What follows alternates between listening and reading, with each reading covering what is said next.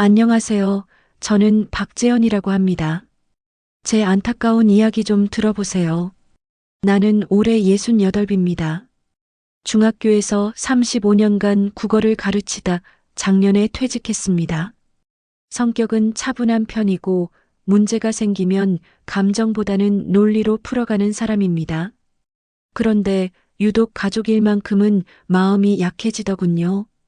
아내 영숙이가 울면 나도 같이 울고 아이들이 힘들어하면 밤새 고민하는 그런 아버지였습니다. 퇴직 후 처음으로 친구들과 사흘짜리 여행을 떠나기로 했습니다. 강원도 쪽으로 가는 일정이었습니다. 사실 아내 영숙이는 평소 내가 집을 비우는 걸 별로 좋아하지 않았습니다. 그래서 이번에도 조심스럽게 물었죠. 여보, 친구들이랑 이틀 정도 다녀올까 하는데 괜찮겠어? 그런데 뜻밖에도 며느리 미나가 먼저 나섰습니다. 아버님, 걱정 마세요. 제가 어머님 잘 모실게요. 편하게 다녀오세요. 환하게 웃으며 손까지 흔들어 주더군요. 며느리가 그렇게 적극적으로 나서는 모습이 조금 낯설었지만 고마운 마음이 더 컸습니다. 영상 보시기 전에 구독과 좋아요 버튼 꼭 눌러주시면 큰 힘이 됩니다. 아내도 내 손을 잡으며 말했습니다. 당신 그동안 고생 많았어. 친구들이랑 실컷 놀다 와요. 나는 괜찮으니까. 그 말을 듣고 나니 마음이 한결 가벼워졌습니다. 여행 가방을 싸는 동안에도 아내는 내 옷을 챙겨주고 약봉지를 확인하며 이거 꼭 챙기고라고 당부했습니다. 그 모습이 평소와 다름없이 자연스러웠습니다. 출발하는 날 아침 현관에서 신발을 신는데 아내가 뒤에서 말했습니다. 조심히 다녀와요. 나 여기 있을게. 그때 나는 전혀 몰랐습니다. 그게 아내와 나누는 마지막 대화가 될 줄은. 여행은 즐거웠습니다.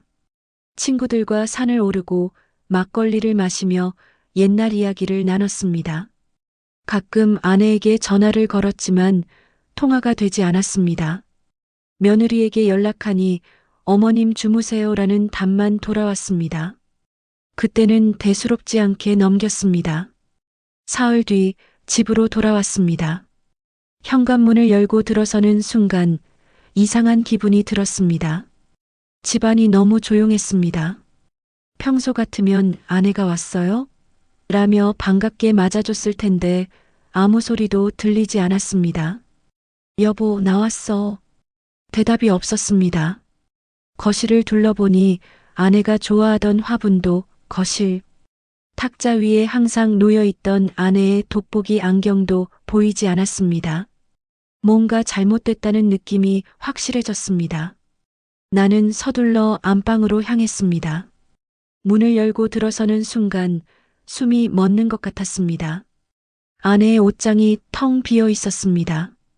옷만이 아니었습니다. 화장대 위에 놓여있던 아내의 빗, 크림, 약봉지까지 모두 사라져 있었습니다. 심지어 서랍 안까지 깨끗하게 비워져 있었습니다. 손이 떨렸습니다. 심장이 빠르게 뛰었습니다. 나는 다급하게 거실로 나와 며느리에게 전화를 걸었습니다. 미나야, 엄마가 어디 갔어? 집에 아무것도 없는데? 며느리는 잠시 침묵하더니 차분한 목소리로 대답했습니다. 아버님, 어머님이 요양원에 가셨어요. 그 말을 듣는 순간 머릿속이 하얘졌습니다. 요양원? 아내가? 말도 안 되는 소리였습니다. 아내는 평생 요양원 이야기만 나와도 울며 거부하던 사람이었습니다. 그런 아내가 스스로 요양원에 갔다고? 그게 무슨 소리야? 엄마가 왜 요양원에? 어머님이 원하셔서요. 아버님께 부담드리기 싫다고 하시더라고요. 며느리의 말투는 공손했지만 왠지 모르게 차가운 느낌이 들었습니다. 뭔가 숨기고 있다는 느낌. 나는 더 묻고 싶었지만 목소리가 떨려서 제대로 말이 나오지 않았습니다. 전화를 끊고 난 뒤 나는 한참을 그 자리에 서 있었습니다. 아내의 빈 옷장을, 텅 빈 화장대를, 사라진 모든 흔적들을 바라보면서 생각했습니다. 이건 뭔가 잘못됐어. 아내가 스스로 간 게 아니야. 분명 누군가 아내를 보낸 거야. 그리고 나는 결심했습니다. 반드시 진실을 밝혀내겠다고. 당신의 집에서 가장 소중한 사람의 흔적이 하루아침에 사라진다면 당신은 어떻게 하시겠습니까? 집은 조용했습니다. 너무 조용했습니다. 마치 아내가 처음부터 이 집에 없었던 것처럼 모든 게 말끔하게 정리되어 있었습니다. 나는 다시 한번 집안을 천천히 둘러보기 시작했습니다. 거실부터 안방, 작은 방, 심지어 화장실까지 아내의 흔적을 찾기 위해서였습니다. 거실 서랍을 열었습니다. 평소 아내가 자주 쓰던 메모장이 있어야 할 자리가 비어 있었습니다. 아내는 무엇이든 적어두는 습관이 있었습니다. 병원 예약일, 약 먹는 시간, 심지어 장볼 목록까지. 그런데 그 메모장이 없었습니다. 주방으로 갔습니다. 냉장고 옆에 붙어 있던 가족 사진도 사라져 있었습니다. 아내가 아끼던 찻잔 세트도 보이지 않았습니다. 싱크대 아래 서랍을 열어보니 아내가 복용하던 혈압약, 소화제, 영양제가 모두 없었습니다. 안방으로 다시 돌아왔습니다. 옷장을 열고 구석구석 살폈습니다. 옷걸이에는 아무것도 걸려 있지 않았고 서랍 안도 텅 비어 있었습니다. 심지어 옷에서 나던 아내의 향기조차 느껴지지 않았습니다. 누군가 일부러 지운 것처럼. 화장대 서랍을 하나씩 열어봤습니다. 빗, 거울, 화장품, 손톱깎이, 심지어 머리핀 하나 남아있지 않았습니다. 이건 단순히 급하게 짐을 싼 게 아니었습니다. 계획적으로 철저하게 모든 걸 지운 흔적이었습니다. 침대 밑을 들여다봤습니다. 평소 아내가 그곳에 보관하던 작은 상자가 있었는데 그것도 없었습니다. 그 상자 안에는 아내가 소중히 여기던 편지와 옛날 사진들이 들어 있었습니다. 그런 것까지 가져갔다는 게 믿기지 않았습니다. 나는 거실 소파에 털썩 주저앉았습니다. 손이 떨렸습니다. 머릿속이 복잡했습니다. 아내가 정말 스스로 간 거라면 왜 나한테 한마디도 없었을까? 사흘 전까지만 해도 평소와 똑같았는데 갑자기 요양원에 간다는 게 말이 되나? 게다가 이렇게 모든 흔적을 지워가며 떠날 이유가 뭐란 말인가? 전화기를 들고 아내의 번호를 눌렀습니다. 신호음이 울렸지만 받지 않았습니다.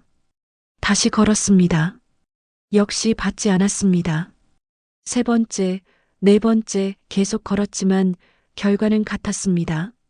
나는 아들 주호에게 전화를 걸었습니다. 주호야, 엄마가 어디 계시는지 아니? 요양원에 갔다는데 어느 요양원이야? 아버지, 저도 정확히는 모르겠어요. 미나가 알아서 했다고 하던데요. 미나가 알아서 했다고? 그게 무슨 소리야? 엄마가 가는데 너는 왜 몰라? 아버지, 저도 바빠서 미나한테 맡겼어요. 나중에 여쭤볼게요. 아들의 목소리는 무척 담담했습니다.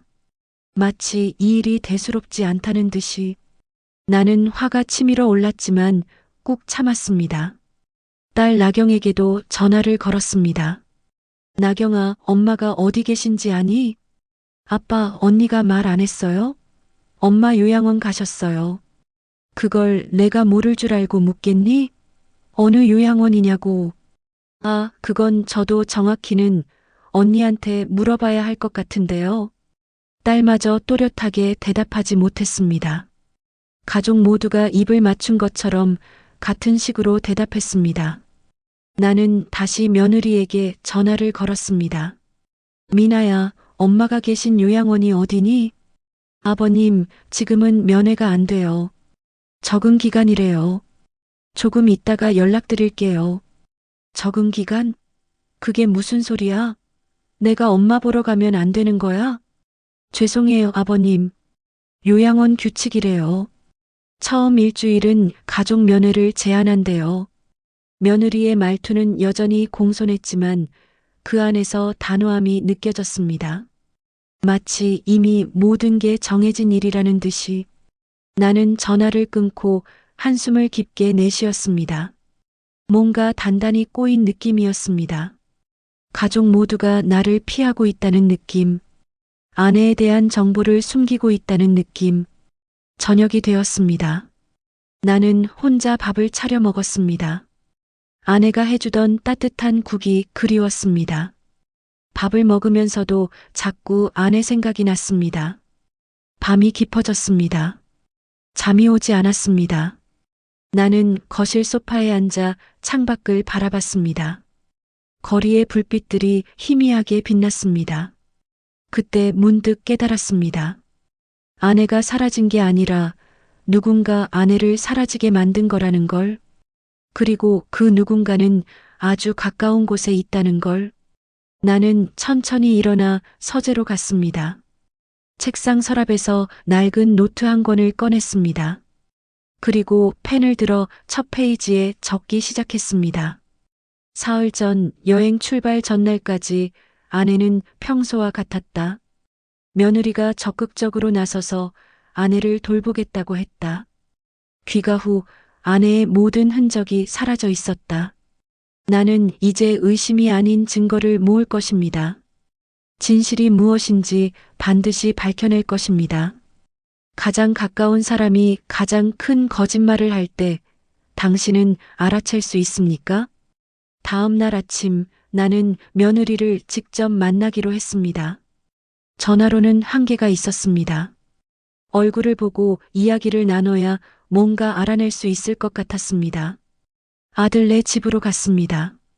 초인종을 누르자 며느리가 문을 열었습니다. 아버님, 어쩐 일이세요? 연락하시지. 갑자기 오시면 어떡해요? 환하게 웃으며 반기는 모습이었습니다. 평소와 다를 바 없는 태도였습니다. 미나야, 엄마 일 때문에 왔어. 어제 전화로는 이야기가 안 되더라고. 아, 네. 들어오세요, 아버님. 거실로 안내받았습니다. 며느리는 차를 내왔습니다. 나는 차를 한 모금 마시고 조심스럽게 물었습니다. 미나야, 엄마가 정말 요양원에 가신 거 맞니? 네, 아버님. 어머님이 원하셔서 가셨어요. 그런데 왜 나한테는 한마디도 없었어? 사흘 전까지만 해도 아무 말씀 없으셨는데. 며느리는 잠시 차를 내려놓고 나를 바라봤습니다. 눈빛이 차가웠습니다. 미소는 여전했지만 그 눈빛만큼은 전혀 웃고 있지 않았습니다. 아버님, 어머님이 그러시더라고요. 아버님한테 부담 드리고 싶지 않다고. 아버님 여행 다녀오시는 동안 결정하셨대요. 그럴 리가 없어. 엄마는 평생 요양원 이야기만 나와도 우시던 분이야. 그런 분이 갑자기 혼자 결정하셨다고? 사람 마음은 변하잖아요, 아버님. 어머님도 나이 드시면서 생각이 바뀌신 거겠죠. 며느리의 말투는 여전히 공손했습니다. 하지만 그 안에 담긴 의미는 분명했습니다. 더 이상 캐묻지 말라는. 그럼 엄마가 계신 요양원이 어디니? 내가 직접 가서 확인해 봐야겠어. 아버님 말씀드렸잖아요. 지금은 적응 기간이라 면회가 안 된대요. 적응 기간이 며칠이나 되는데? 한 일주일 정도요. 그 후에 연락드릴게요. 며느리는 웃으며 대답했지만 그 미소가 어쩐지 가식적으로 느껴졌습니다. 미나야, 나는 엄마 남편이야. 당연히 알 권리가 있지 않겠어? 물론이죠, 아버님. 그런데 어머님이 부탁하셨어요. 당분간은 아버님께 알리지 말라고. 엄마가? 왜? 아버님이 걱정하실까 봐요. 어머님이 그러시더라고요. 아버님이 오시면 마음이 약해질 것 같다고. 며느리의 말은 논리적이었습니다. 하지만 뭔가 석연치 않았습니다. 아내가 그런 말을 했을 리 없었습니다. 아내는 무슨 일이든 나와 상의하는 사람이었습니다. 그래도 내가 한 번쯤은 통화라도 해야 하지 않겠니? 요양원에서 핸드폰 사용을 제한한대요. 건강관리 차원에서요. 그럼 요양원 전화번호라도 알려줘. 내가 직접 전화할게. 며느리는 잠시 침묵했습니다. 그리고 핸드폰을 꺼내 뭔가를 확인하더니 말했습니다. 죄송해요, 아버님. 지금 당장은 번호가 기억이 안 나네요. 나중에 문자로 보내드릴게요. 나는 참을 수 없었습니다. 화가 치밀어 올랐습니다. 미나야, 너 지금 나한테 거짓말하고 있는 거 아니니? 며느리의 표정이 굳어졌습니다. 미소가 사라졌습니다. 아버님, 무슨 말씀이세요? 제가 왜 거짓말을 해요? 그럼 왜 이렇게 회피하는 거니? 요양원 이름도 전화번호도 주소도 안 알려주고. 아버님, 제가 회피하는 게 아니라 어머님 뜻을 존중하는 거예요. 어머님이 원하신 거라고요. 며느리는 목소리를 높이지 않았습니다. 오히려 더 차분하게 말했습니다. 그게 더 무서웠습니다. 그때 현관문이 열리며 아들이 들어왔습니다. 아버지, 왜 이러세요? 며느리가 아들에게 다가가 뭐라고 속삭였습니다. 아들은 고개를 끄덕이며 나를 바라봤습니다. 아버지, 엄마 일은 미나가 잘 처리했어요. 걱정하지 마세요. 주호야, 너는 엄마가 어디 계신지 아니? 저도 정확히는 모르지만 미나가 좋은 곳으로 모셨다고 했어요. 너도 모른다고? 내 엄마가 어디 계신지 너도 모른단 말이야? 아들은 난처한 표정을 지었습니다. 그리고 며느리를 쳐다봤습니다. 며느리는 아들의 손을 잡으며 말했습니다. 여보, 아버님께 설명 좀 해드려. 아들은 나를 보며 말했습니다. 아버지, 엄마도 이제 나이 드셨잖아요. 혼자 계시는 것보다 요양원에서 전문적으로 케어받으시는 게 나아요. 미나가 잘 알아봐서 보낸 거예요. 나는 아들의 말을 듣고 허탈했습니다. 내 아들이 내 며느리 편을 들고 있다는 게 믿기지 않았습니다. 너희들 뭔가 숨기고 있는 거 아니니? 며느리가 차분하게 말했습니다. 아버님, 저희가 왜 숨겨요? 어머님을 위해서 한 일인데요. 그 말을 듣는 순간 나는 확신했습니다. 이들은 분명 뭔가 숨기고 있다는 것을, 그리고 그 숨기는 이유가 결코 좋은 게 아니라는 것을. 나는 더 이상 말하지 않고 자리에서 일어났습니다. 알았어. 내가 직접 알아볼게. 집으로 돌아오는 길, 나는 머릿속으로 정리했습니다. 며느리의 태도, 아들의 반응, 모든 게 의도적이었습니다. 가족 모두가 한쪽으로 똘똘 뭉쳐 있었습니다. 나는 이제 혼자 싸워야 한다는 걸 깨달았습니다. 진실은 언제나 작은 모순에서 시작됩니다. 당신은 그 모순을 발견할 수 있습니까? 집에 돌아온 나는 노트를 펼쳤습니다. 어제부터 적어두었던 내용들을 다시 읽어봤습니다. 그리고 새로운 페이지에 며느리와 나눈 대화를 정리하기 시작했습니다. 며느리는 말했습니다. 어머님이 원하셔서 가셨다고. 그런데 그게 사실이라면 왜 아내는 나한테 아무 말도 하지 않았을까요? 사흘 전까지만 해도 평소와 똑같았습니다. 여행 가방을 싸주면서도, 약을 챙겨주면서도 아무 내색이 없었습니다. 아내는 결정을 혼자 내리는 사람이 아니었습니다. 작은 일도 나와 상의했습니다. 장을 보러 갈 때도, 병원 예약을 잡을 때도 꼭 물어봤습니다. 그런 사람이 인생에서 가장 큰 결정 중 하나인 요양원 입소를 혼자 결정했다? 말이 안 됩니다. 나는 펜을 들고 노트에 적었습니다. 첫 번째 모순, 아내는 혼자 결정을 내리지 않는 사람이다. 그런데 요양원 입소를 혼자 결정했다는 건 논리적으로 맞지 않다. 며느리는 또 말했습니다. 어머님이 아버님께 부담드리고 싶지 않다고 하셨다고. 하지만 아내는 평생 나를 의지하며 살았습니다. 무슨 일이든 나와 함께 해결했습니다. 그런 아내가 갑자기 나한테 부담을 주고 싶지 않다며 떠났다? 이것도 말이 안 됩니다. 두 번째 모순, 아내는 나를 의지하는 사람이다. 부담을 준다는 이유로 떠날 사람이 아니다. 며느리는 요양원 이름도 주소도 전화번호도 알려주지 않았습니다. 이유는 적응 기간이라고 했습니다. 하지만 요양원에 적응 기간이 있다 해도 가족에게 연락처조차 알려주지 않는 건 이상합니다.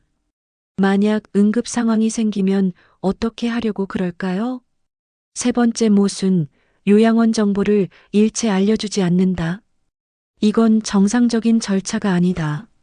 나는 딸에게 전화를 걸었습니다. 나경아, 아빠야. 엄마 일로 물어볼 게 있어. 아빠, 무슨 일이에요? 엄마가 요양원 가시기 전에 너한테 연락하신 적 있니? 딸은 잠시 침묵하더니 대답했습니다. 아니요, 없었어요. 언니한테 들었어요. 그럼 너는 엄마 못 봤다는 거니? 네, 바빠서 못 뵀어요. 엄마가 요양원 가신다는데 왜 안 보러 갔어? 언니가 괜찮다고 했어요. 엄마도 원하신다고.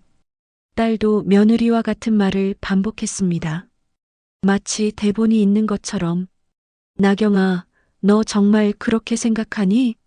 엄마가 스스로 요양원 가셨다고? 딸은 잠시 말을 멈췄습니다. 그리고 조심스럽게 말했습니다. 아빠, 엄마도 힘드셨을 거예요. 나이 드시면서 아빠 혼자 돌보시는 것도 버거우셨을 거고요. 뭐? 엄마가 힘들었다고? 누가 그런 말을 했어? 언니가 그러던데요. 엄마가 자주 힘들다고 하셨대요. 나는 화가 났습니다. 며느리가 딸에게까지 거짓말을 한 겁니다. 나경아, 엄마는 그런 말씀 하신 적 없어. 엄마는 나랑 행복하게 지내셨어. 아빠, 근데 언니 말로는 언니 말 믿지 마. 뭔가 이상한 거야. 딸은 당황한 듯 말을 더듬었습니다. 아빠, 무슨 말씀이세요? 언니가 왜 거짓말을 해요? 나도 모르겠어. 하지만 분명 뭔가 숨기고 있어. 전화를 끊고 난 뒤 나는 한숨을 내쉬었습니다. 딸마저 며느리 편이었습니다. 아니, 며느리의 말을 그대로 믿고 있었습니다. 나는 다시 노트에 적었습니다. 네 번째 모순, 가족 모두가 며느리의 말만 반복한다. 아무도 직접 확인하지 않았다. 저녁이 되었습니다. 나는 아내가 자주 다니던 병원에 전화를 걸었습니다. 아내의 담당 의사 선생님과 통화를 하고 싶었습니다. 안녕하세요, 박재현입니다. 제 아내 서영숙 환자분 담당하시는 선생님 계신가요? 간호사가 대답했습니다. 네, 잠시만요. 확인해 드릴게요. 잠시 후 의사 선생님이 전화를 받았습니다. 네, 박재현님. 무슨 일이세요? 선생님, 제 아내가 요양원에 갔다고 하는데 혹시 선생님께 말씀드린 적 있나요? 요양원이요? 아니요, 저는 처음 듣는데요. 환자분이 요양원 가실 정도로 상태가 안 좋으신가요? 아니요, 건강하셨어요. 그런데 갑자기 요양원에 가셨다고 해서요. 의사 선생님은 의아해하며 말했습니다. 이상하네요. 지난번 진료 때만 해도 특별한 문제 없으셨는데요. 혈압도 안정적이고 건강 상태 양호하셨거든요. 그럼 요양원 갈 이유가 없다는 말씀이신가요? 의학적으로는 그렇죠. 일상생활 하시는데 전혀 문제 없으셨으니까요. 의사 선생님의 말을 듣고 나는 확신했습니다. 아내는 요양원에 갈 이유가 없었다는 것을, 누군가 억지로 보낸 것이라는 것을. 나는 노트에 마지막 문장을 적었습니다. 다섯 번째 모순, 아내는 건강했다.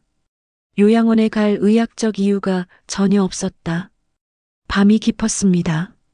나는 노트를 덮고 창밖을 바라봤습니다. 가로등 불빛이 희미하게 빛났습니다. 모든 게 맞지 않았습니다. 며느리의 말, 아들의 태도, 딸의 반응. 가족 모두가 한 목소리를 내고 있었습니다. 마치 누군가 짜놓은 각본대로 움직이는 것처럼. 나는 이제 확신했습니다. 아내는 스스로 간 게 아니라 누군가에 의해 보내진 것이라는 것을, 그리고 그 누군가는 매우 치밀하게 계획을 세웠다는 것을 나는 다시 펜을 들었습니다. 이제는 증거를 찾을 시간입니다. 진실을 숨기려는 자는 흔적을 지웁니다. 하지만 완벽한 제거란 없습니다. 다음 날 아침 나는 일찍 일어났습니다. 잠을 제대로 자지 못했습니다. 머릿속이 복잡했고 아내 생각에 밤새 뒤척였습니다. 오늘은 집안을 더 꼼꼼히 살펴보기로 했습니다. 어제 놓친 게 있을지도 모른다는 생각이 들었습니다. 먼저 서재로 갔습니다. 책상 서랍을 하나씩 열어봤습니다. 아내가 자주 사용하던 수첩이 있어야 할 자리가 비어 있었습니다. 그 수첩에는 매달 집안 지출 내역이 적혀 있었습니다. 아내는 꼼꼼한 사람이라 용돈부터 병원비까지 모두 기록했습니다. 그 수첩이 사라졌다는 건 누군가 일부러 가져간 겁니다. 왜일까요? 거기에 뭔가 중요한 정보가 있었던 걸까요? 나는 컴퓨터를 켰습니다. 아내는 가끔 이메일을 사용했습니다. 아내의 계정에 로그인을 시도했습니다. 비밀번호를 입력했지만 틀렸습니다. 다시 입력해도 마찬가지였습니다. 이상했습니다. 아내의 비밀번호는 내가 알고 있었습니다. 우리 결혼 기념일이었으니까요. 그런데 비밀번호가 바뀌어 있었습니다. 누군가 바꾼 겁니다. 휴대전화를 확인해 봤습니다. 아내의 통화 기록을 보려고 통신사 앱에 들어갔습니다. 그런데 로그인이 되지 않았습니다. 비밀번호가 변경되어 있었습니다. 이건 분명 누군가 일부러 한 거야. 나는 혼잣말을 했습니다. 아내의 이메일, 휴대전화, 모든 걸 차단한 겁니다. 아내와 내가 연락할 수 없도록. 안방으로 갔습니다. 옷장을 다시 한번 열어봤습니다. 구석구석 손으로 더듬어 봤습니다. 그때 옷장 맨 위 선반에서 작은 종이 조각 하나를 발견했습니다. 종이를 펼쳐보니 약국 영수증이었습니다. 날짜는 일주일 전이었습니다. 아내가 약을 사간 날짜였습니다. 영수증에는 혈압약, 소화제, 비타민 이름이 적혀 있었습니다. 일주일 전에 약을 샀다는 건 아내가 계속 이 집에서 생활하실 계획이었다는 거잖아. 만약 아내가 요양원에 갈 생각이었다면 왜 일주일 전에 약을 샀을까요? 요양원에서는 약을 제공하니까 살 필요가 없었을 텐데. 나는 영수증을 노트에 끼워 넣었습니다. 이것도 중요한 증거였습니다. 주방으로 갔습니다. 냉장고를 열어봤습니다. 아내가 좋아하던 김치가 그대로 있었습니다. 유통기한을 확인해 보니 한 달이나 남아 있었습니다. 반찬통도 여러 개 있었습니다. 모두 최근에 만든 것들이었습니다. 아내가 요양원 갈 생각이었다면 왜 이렇게 많은 반찬을 만들었을까? 이것도 모순이었습니다. 떠날 사람이 굳이 반찬을 만들 이유가 없었습니다. 나는 다시 거실로 갔습니다. 책장 사이를 살폈습니다. 그때 책 사이에 끼워진 사진 한 장을 발견했습니다. 사진 속에는 아내와 나 그리고 아이들이 함께 찍혀 있었습니다. 오래전 가족여행 갔을 때 찍은 사진이었습니다. 사진 뒷면에는 아내의 글씨로 이렇게 적혀 있었습니다. 우리 가족, 언제나 함께. 그 글씨를 보는 순간 눈물이 났습니다. 아내는 가족을 사랑했습니다. 언제나 함께 있고 싶어 했습니다. 그런 아내가 혼자 떠났다? 절대 있을 수 없는 일이었습니다. 나는 사진을 들고 소파에 앉았습니다. 한참을 사진을 바라봤습니다. 아내의 웃는 얼굴이 눈에 들어왔습니다. 여보, 대체 어디 계신 거예요? 왜 이렇게 된 거예요? 그때 핸드폰이 울렸습니다. 사위 민수였습니다. 아버님, 저 민수예요. 민수야, 무슨 일이니? 아버님, 혹시 어머님 일로 많이 걱정하고 계시죠? 당연하지. 엄마가 어디 계신지도 모르는데. 사위는 잠시 침묵하더니 조심스럽게 말했습니다. 아버님, 제 생각에는 형님 말씀대로 하시는 게 좋을 것 같아요. 형님? 주 말이니? 네, 형님이 어머님을 위해서 최선의 선택을 하셨을 거예요.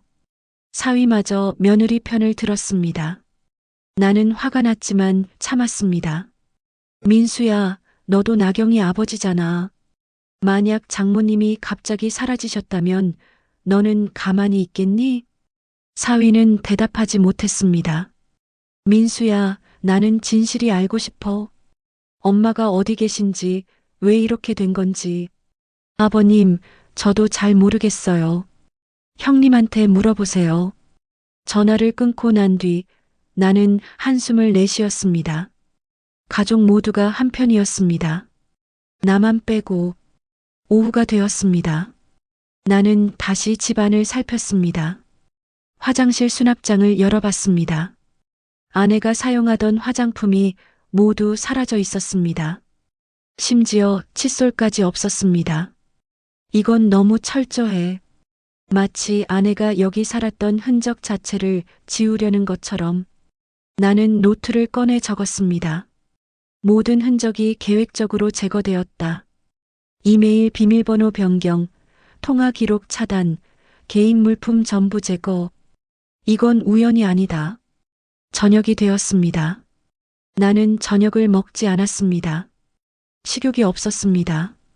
대신 노트를 펼치고 지금까지 발견한 것들을 정리했습니다.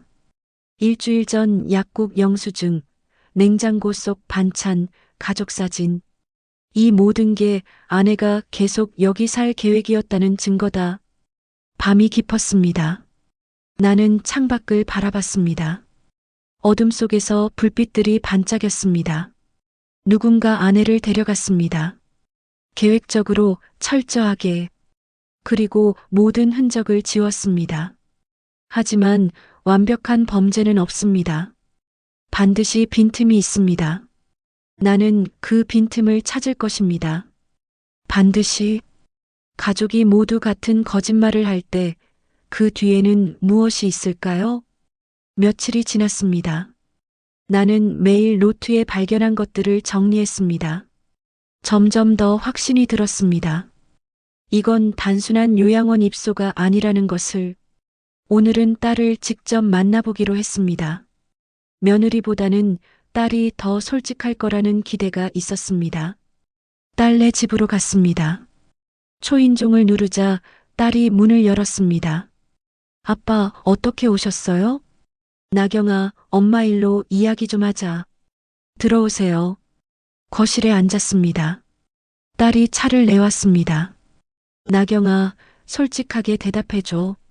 너 정말 엄마가 스스로 요양원 가셨다고 믿니? 딸은 잠시 머뭇거리더니 대답했습니다. 아빠, 언니가 그렇게 말했어요. 언니 말 말고 내 생각을 물어보는 거야. 딸은 시선을 피했습니다. 뭔가 말하고 싶지만 참는 것 같았습니다. 나경아, 아빠한테 숨기지 마. 뭔가 알고 있는 거 있으면 말해줘. 딸은 한참을 망설이더니 조심스럽게 입을 열었습니다. 아빠, 사실은 저도 조금 이상하다고 생각했어요. 뭐가 이상했는데? 언니가 전화로 말했을 때 너무 갑작스러웠거든요. 엄마가 요양원 간다는 게. 그래서 언니한테 물어봤어요. 엄마가 정말 원하신 거냐고. 그래서 언니가 뭐래? 언니가 그러더라고요. 엄마도 힘드셨대요. 아빠 혼자 모시는 게 버거우셨다고. 나는 화가 났습니다. 그건 거짓말이야. 엄마는 나랑 행복하게 지내셨어. 힘들다는 말씀 한 번도 안 하셨어. 딸은 고개를 숙였습니다. 아빠, 그런데 언니 말이 엄마가 자주 우셨대요. 뭐? 엄마가 우셨다고? 네, 언니한테만 말씀하셨대요. 나이 들어서 아빠한테 짐이 되는 것 같다고. 나는 믿을 수 없었습니다. 아내가 그런 말을 할 리 없었습니다. 나경아, 그건 언니가 지어낸 말이야. 엄마는 그런 분이 아니야. 딸은 불안한 표정을 지었습니다. 아빠, 그럼 언니가 거짓말을 했다는 거예요? 그럴 수밖에 없어. 다른 설명이 안 돼. 딸은 잠시 생각하더니 말했습니다. 아빠, 근데 왜 언니가 그런 거짓말을 해요? 이유가 뭐예요? 나도 그걸 알고 싶어. 그래서 내 생각을 듣고 싶은 거야. 딸은 한참을 고민하다가 조심스럽게 말했습니다. 아빠, 혹시 돈 문제는 아닐까요? 돈? 네, 아빠 연금이랑 재산 있잖아요. 혹시 그것 때문에 딸의 말에 나는 충격을 받았습니다. 설마 그럴 리가. 하지만 생각해보니 가능성이 있었습니다. 나경아, 언니가 돈 이야기 한 적 있니? 직접적으로는 아니지만 가끔 아빠 재산 관리 이야기를 하더라고요. 누가 관리하는 게 좋겠냐고. 그래서 저는 아빠가 알아서 하시면 되는 거 아니냐고 했어요. 그랬더니 언니가 아빠 나이도 있으시니까 누가 도와드려야 한다고 하더라고요. 나는 점점 확신이 들었습니다. 며느리의 목적이 돈일지도 모른다는 생각이. 나경아, 언니가 혹시 엄마 통장이나 카드 이야기 한 적 있니? 딸은 고개를 끄덕였습니다. 네, 있어요. 언니가 엄마 통장 관리를 자기가 하겠다고 했대요. 엄마가 뭐래? 잘 모르겠어요. 언니한테만 들었거든요. 나는 머리가 복잡했습니다. 며느리가 아내의 통장까지 관리하려 했다니. 나경아, 그럼 지금 엄마 통장은 누가 관리하고 있니? 아마 언니일 거예요. 나는 당장 확인해 봐야겠다고 생각했습니다. 나경아, 너 오빠한테 물어봐 줄 수 있니? 엄마 통장 어떻게 됐는지. 딸은 난처한 표정을 지었습니다. 아빠, 오빠한테 물어보면 저한테 왜 그러냐고 할 것 같아요. 그래도 아빠 좀 도와줘. 부탁이야. 딸은 잠시 고민하더니 고개를 끄덕였습니다. 알았어요, 아빠. 한번 물어볼게요. 집으로 돌아오는 길 나는 생각에 잠겼습니다. 돈. 그게 이 모든 일의 이유일지도 모릅니다. 나는 집에 도착하자마자 서랍을 뒤졌습니다. 아내와 내 통장 사본을 찾아야 했습니다. 한참을 찾다가 서재 서랍 깊숙한 곳에서 통장 사본들을 발견했습니다.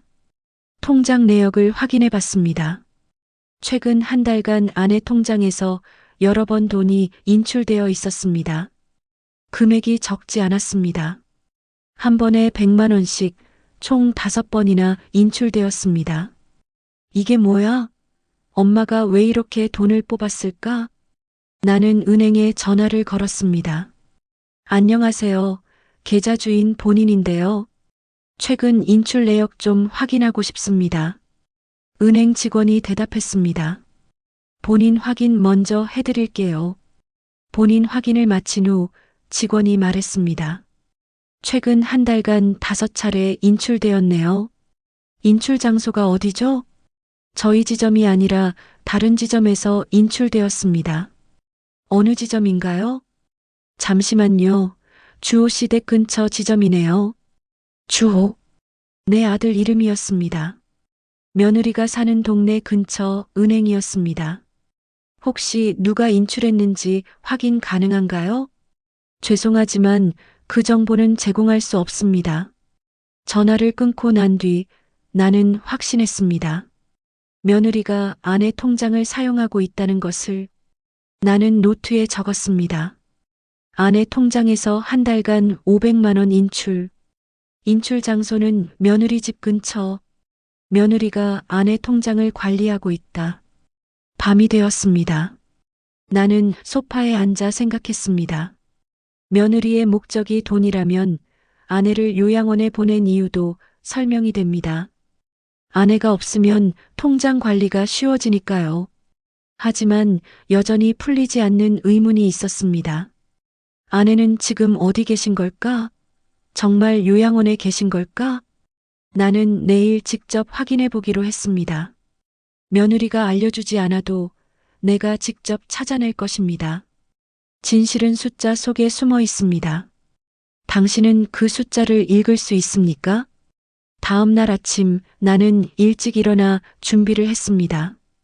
오늘은 은행에 직접 가서 아내 통장 내역을 확인할 계획이었습니다. 은행에 도착했습니다. 창구 직원에게 말했습니다.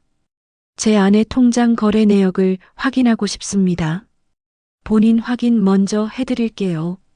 통장 지참하셨나요? 네, 여기 있습니다. 본인 확인을 마치고 거래 내역을 출력했습니다. 종이를 받아든 순간 눈앞이 아찔했습니다. 최근 석 달간 아내 통장에서 총 1,500만 원이 인출되어 있었습니다. 한 달에 500만 원씩 모두 같은 지점에서 인출되었습니다. 며느리 집 근처 은행이었습니다. 이건 뭐야? 이렇게 많은 돈이. 나는 직원에게 물었습니다. 혹시 누가 인출했는지 확인할 방법 없나요? 죄송합니다. 개인정보라 알려드릴 수 없습니다. 다만 통장과 비밀번호로 인출하셨다면 본인이거나 대리인일 가능성이 높습니다. 대리인이요? 네, 비밀번호를 아는 분이시겠죠. 나는 집으로 돌아왔습니다. 거실 소파에 앉아 통장 내역을 다시 봤습니다. 손이 떨렸습니다. 며느리가 아내 통장을 사용한 게 분명했습니다. 아내는 비밀번호를 아무에게도 알려주지 않는 사람이었습니다. 나한테도 말하지 않았을 정도였습니다. 그런데 어떻게 며느리가 알았을까요? 그때 문득 생각이 났습니다. 여행 떠나기 전날 며느리가 아내와 오래 이야기하는 걸 본 적이 있었습니다. 혹시 그때 비밀번호를 알아낸 걸까요? 나는 노트를 펼쳤습니다. 석 달간 1,500만 원 인출. 모두 며느리 집 근처 은행. 며느리가 아내를 속여 비밀번호를 알아낸 것으로 추정. 오후가 되었습니다. 딸에게서 전화가 왔습니다. 아빠, 오빠한테 물어봤어요. 그래서 오빠가 그러는데 언니가 엄마 통장 관리하고 있대요. 역시 그렇구나. 그럼 주호는 알고 있었던 거네? 네, 오빠도 알고 있었어요. 근데 오빠 말로는 언니가 엄마를 위해서 한다고 하더라고요. 엄마를 위해서? 말도 안 돼. 아빠, 오빠가 그러는데 엄마 요양원비 내는데 쓴대요. 나는 의아했습니다. 요양원비가 한 달에 500만 원씩이나 든다고? 그건 너무 비쌌습니다. 나경아, 요양원비가 그렇게 비싼 곳이 어디 있니? 저도 잘 모르겠어요. 오빠한테 물어보니까 좋은 곳이라서 비싸다고 하더라고요. 전화를 끊고 난 뒤 나는 인터넷을 검색했습니다. 요양원 비용을 알아보기 위해서였습니다. 검색 결과 일반 요양원은 한 달에 100만 원에서 200만 원 정도였습니다. 아무리 좋은 곳이라 해도 300만 원을 넘기 어려웠습니다. 그럼 500만 원은 뭐야? 요양원비가 아니잖아. 나는 확신했습니다. 며느리가 거짓말을 하고 있다는 것을, 요양원비라는 명목으로 아내 돈을 빼돌리고 있다는 것을. 나는 다시 노트에 적었습니다. 요양원비는 한 달 최대 300만 원, 500만 원은 과다. 며느리가 차액을 착복하고 있을 가능성 높음. 저녁이 되었습니다. 나는 내 통장도 확인해 봐야겠다고 생각했습니다. 혹시 내 통장에서도 돈이 빠져나간 건 아닐까? 서재 서랍에서 내 통장을 꺼냈습니다. 최근 거래 내역을 확인했습니다. 다행히 이상한 인출은 없었습니다. 하지만 한 가지 이상한 점을 발견했습니다. 최근 한 달 전 내 명의로 보험 하나가 가입되어 있었습니다. 월 보험료가 100만 원이었습니다. 나는 보험에 가입한 적이 없었습니다. 이게 뭐지? 나는 보험회사에 전화를 걸었습니다. 안녕하세요. 제 명의로 가입된 보험이 있다고 하는데 확인 좀 해주세요. 보험회사 직원이 확인 후 말했습니다. 네, 고객님 명의로 지난달 가입하신 보험이 있습니다. 제가 가입한 게 아닌데요? 계약서에 서명이 되어 있는데요. 제 서명이 아닙니다. 누가 대신 했을 거예요. 그럼 보험 사기 가능성이 있으니 경찰에 신고하셔야 할 것 같습니다. 나는 전화를 끊고 생각했습니다. 누가 내 명의로 보험을 가입했을까? 그리고 왜? 그때 딸 생각이 났습니다. 딸은 보험 설계사였습니다. 혹시 딸이? 나는 딸에게 전화를 걸었습니다. 나경아, 너 혹시 내 명의로 보험 가입한 거 있니? 딸은 잠시 침묵하더니 대답했습니다. 아빠, 미안해요. 언니가 부탁해서. 미나가? 네, 언니가 아빠 건강 챙기려면 보험 하나 있는 게 좋다고 해서 제가 처리했어요. 내 동의도 없이? 언니가 괜찮다고 해서 아빠 도장 찍어서 했어요. 나는 화가 났습니다. 나경아, 그건 불법이야. 내 동의 없이 계약한 거잖아. 아빠, 미안해요. 언니 말 듣고 그냥 언니, 너도 언니 말만 듣고 있구나. 딸은 울먹이며 말했습니다. 아빠, 정말 미안해요. 전화를 끊고 난 뒤 나는 한참을 앉아 있었습니다. 며느리는 내 통장까지 노리고 있었습니다. 아내 통장뿐만 아니라 내 재산까지. 나는 노트에 적었습니다. 내 명의로 보험 무단 가입. 며느리가 딸을 이용해 불법 계약. 목적은 내 재산 관리. 밤이 깊었습니다. 나는 노트를 덮고 창밖을 바라봤습니다. 이제 확실해졌습니다. 며느리의 목적은 돈이었습니다. 아내를 요양원에 보낸 이유도, 내 명의로 보험을 가입한 이유도 모두 돈 때문이었습니다. 아내가 없으면 통장 관리가 쉬워집니다. 내가 혼자 남으면 재산 관리도 며느리 손에 넘어갑니다. 모든 게 계획적이었습니다. 나는 이제 반격할 때라고 생각했습니다. 며느리의 계획을 막아야 했습니다. 하지만 그 전에 아내를 찾아야 했습니다. 아내가 정말 요양원에 계신지 아니면 다른 곳에 계신지 확인해야 했습니다. 나는 내일부터 본격적으로 움직이기로 했습니다. 더 이상 당하고만 있을 수 없었습니다. 진실을 위한 싸움은 외롭습니다. 하지만 포기할 수 없습니다. 다음 날 아침 나는 일찍 일어났습니다. 오늘부터 본격적으로 증거를 모을 계획이었습니다. 먼저 해야 할 일은 요양원을 찾는 것이었습니다.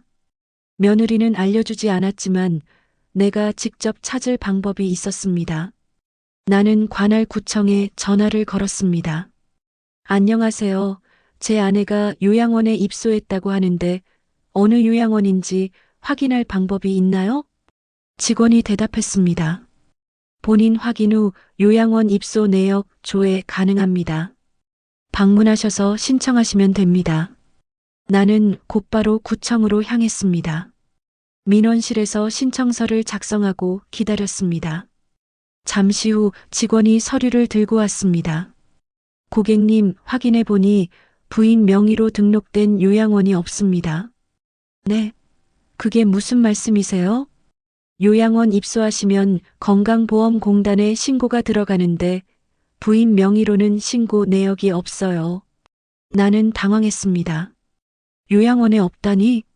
그럼 아내는 대체 어디 계신 걸까? 혹시 다른 지역 요양원일 수도 있나요?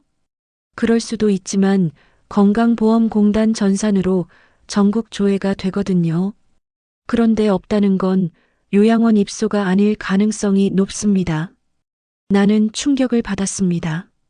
며느리가 거짓말을 한 겁니다. 아내는 요양원에 없었습니다. 집으로 돌아오는 길 나는 혼란스러웠습니다. 그럼 아내는 어디 계신 걸까? 혹시 다른 곳에? 집에 도착하자마자 나는 며느리에게 전화를 걸었습니다. 미나야, 내가 구청에 가서 확인했어. 엄마 요양원 입소 내역이 없더라. 이게 무슨 일이니? 며느리는 잠시 침묵하더니 당황한 목소리로 말했습니다. 아버님, 그게 아직 정식 등록이 안 됐나 봐요. 정식 등록? 그게 무슨 소리야? 요양원 입소하면 바로 등록되는 게 아니라 시간이 좀 걸린대요. 거짓말하지 마. 직원 말로는 입소하면 바로 등록된다고 했어. 며느리는 말을 더듬었습니다. 아버님, 제가 확인해 볼게요. 확인할 거 없어. 엄마 지금 어디 계신 거야? 요양원이요. 어느 요양원이냐고. 나는 목소리를 높였습니다. 며느리는 대답하지 않았습니다. 미나야, 너 지금 엄마 어디 숨겨놓은 거야? 아버님, 무슨 말씀을 그렇게 하세요? 내가 경찰에 신고할 거야. 실종 신고. 며느리는 당황한 목소리로 말했습니다. 아버님, 진정하세요. 어머님, 괜찮으세요? 그럼 어디 계신지 당장 말해. 전화를 끊었습니다. 나는 곧바로 경찰서로 향했습니다. 경찰서에 도착해서 실종 신고를 하려고 했습니다. 하지만 경찰은 난처한 표정을 지었습니다. 어르신, 가족이 요양원에 보냈다고 하면 실종으로 처리하기 어렵습니다. 그런데 요양원 입소 내역이 없다고요. 그럼 가족분들이 거짓말을 하고 있다는 건데 그건 가족 간 문제라서요. 그럼 어떻게 해야 하나요? 일단 가족분들과 대화를 더 해보시고 정말 문제가 있다 싶으면 법률 상담을 받아보세요. 나는 허탈했습니다.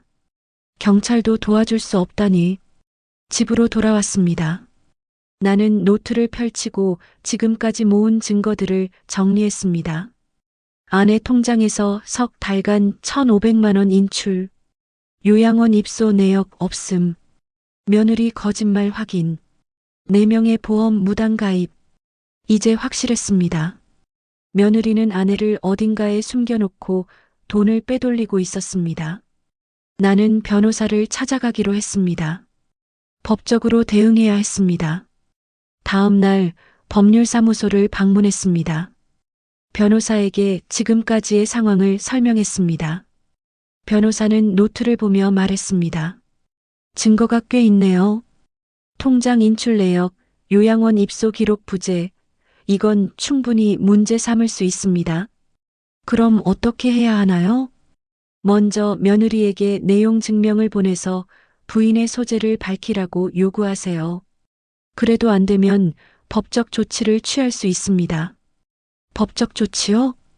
횡령죄, 사기죄로 고소할 수 있고 부인 소재 파악을 위해 법원에 신청할 수도 있습니다. 나는 희망이 생겼습니다. 드디어 제대로 싸울 방법을 찾은 것 같았습니다. 변호사님, 부탁드립니다. 도와주세요. 걱정 마세요. 제가 최선을 다하겠습니다. 집으로 돌아오는 길, 나는 마음이 조금 가벼워졌습니다. 이제 혼자가 아니었습니다. 변호사가 함께 싸워줄 것입니다. 저녁이 되었습니다. 나는 노트를 펼쳤습니다. 마지막 페이지에 이렇게 적었습니다. 오늘부터 반격을 시작한다. 며느리의 계획을 막고 아내를 찾을 것이다. 포기하지 않는다. 밤이 깊었습니다. 나는 창밖을 바라봤습니다. 어둠 속에서도 별들이 빛나고 있었습니다. 아내를 반드시 찾을 것입니다. 그리고 며느리의 거짓을 밝혀낼 것입니다. 며칠 후 변호사로부터 연락이 왔습니다. 며느리에게 내용 증명을 발송했고 답변을 기다리는 중이라고 했습니다. 나는 매일 변호사에게 전화해서 진행 상황을 물었습니다. 조바심이 났지만 기다릴 수밖에 없었습니다. 일주일이 지났습니다. 며느리로부터 답변이 왔습니다. 변호사가 전화로 알려줬습니다. 며느리 측에서 답변이 왔는데 부인이 요양병원에 계시다고 합니다. 요양병원이요? 요양원이 아니라? 네, 요양병원이라고 하네요. 주소도 알려왔습니다. 나는 곧바로 그 주소로 향했습니다. 변호사와 함께였습니다. 요양병원에 도착했습니다. 낡고 외진 곳이었습니다. 문을 열고 들어가니 간호사가 맞았습니다. 무슨 일이세요? 제 아내 서영숙 씨가 여기 있다고 들었습니다. 간호사는 명단을 확인하더니 고개를 끄덕였습니다. 네, 계십니다. 2층 200호실이에요. 나는 서둘러 2층으로 올라갔습니다. 200호실 문을 열었습니다. 그리고 그곳에서 나는 아내를 만났습니다. 아내는 침대에 누워 있었습니다. 눈을 감고 있었습니다. 나를 보고도 반응이 없었습니다. 여보, 나야. 재현이야. 아내는 천천히 눈을 떴습니다. 그리고 나를 보았습니다. 하지만 눈빛이 공허했습니다. 여보, 괜찮아요? 무슨 일 있었어요?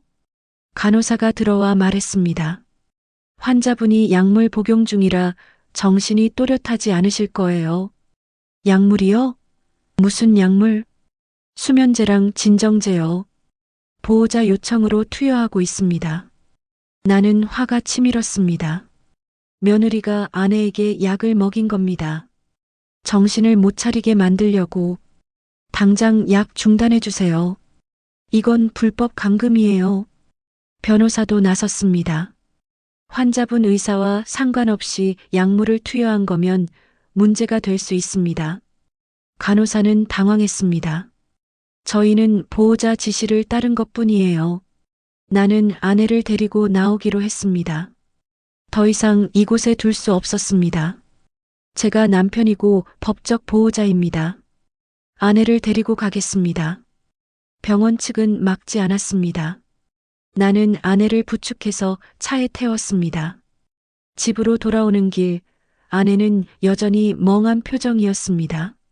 하지만 내 손을 꼭 잡았습니다. 여보, 이제 괜찮아요. 집에 가요. 아내는 천천히 고개를 끄덕였습니다. 집에 도착해서 아내를 침대에 눕혔습니다. 아내는 곧 잠이 들었습니다. 나는 거실에 나와 변호사와 이야기를 나눴습니다. 이제 며느리를 고소할 수 있습니다. 불법 감금, 횡령, 사기 모두 성립합니다. 부탁드립니다. 끝까지 싸우겠습니다. 며칠 후 며느리는 경찰에 불려갔습니다. 나는 모든 증거를 제출했습니다. 통장 내역, 요양병원 기록, 약물 투여 사실. 며느리는 결국 자백했습니다. 돈 때문에 아내를 요양병원에 보냈다고, 내 재산을 노렸다고. 아들도 공범이었습니다. 며느리와 함께 계획을 세웠다고 인정했습니다. 나는 슬펐습니다. 내 아들이 며느리가 이럴 줄 몰랐습니다. 하지만 용서할 수 없었습니다. 재판이 시작되었습니다. 며느리와 아들은 유죄를 선고받았습니다. 나는 아내와 함께 조용히 살기로 했습니다. 더 이상 가족을 믿지 않기로 했습니다. 하지만 아내가 옆에 있다는 것만으로도 감사했습니다. 밤이 되었습니다. 나는 아내 옆에 앉아 손을 잡았습니다. 여보, 이제 괜찮아요. 우리 함께 있어요. 아내는 미소를 지었습니다. 오랜만에 보는 따뜻한 미소였습니다. 당신 고마워요. 나는 아내의 손을 꼭 잡았습니다. 이제 모든 게 끝났습니다. 전쟁은 끝났고 진실이 밝혀졌습니다. 영상이 좋았다면 구독과 좋아요 버튼 꼭 눌러주시고 댓글로 응원 한마디 남겨주세요.